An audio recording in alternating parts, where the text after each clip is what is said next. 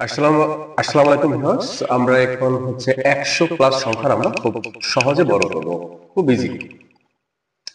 আজকে আমাদের 104 এর বর্গ বের করতে বলছে 1 নম্বর অঙ্কটাতে। তো আমরা 104 আমরা ফার্স্টেই লিখব।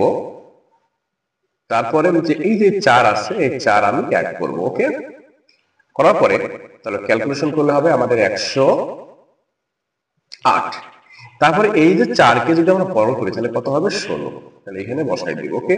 তাহলে আমাদের आंसर হলো 10816। আমরা তাহলে 3 নম্বর অঙ্কটা করি। তাহলে এখানে আমরা লিখব 107 প্লাস 7 সমান 114। এখন 7 এর বর্গ করলে কত হবে? 49, অর্থাৎ 11,449 এটি आंसर।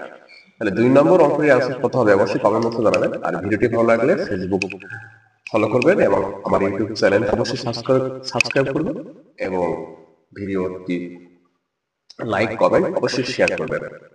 ধন্যবাদ।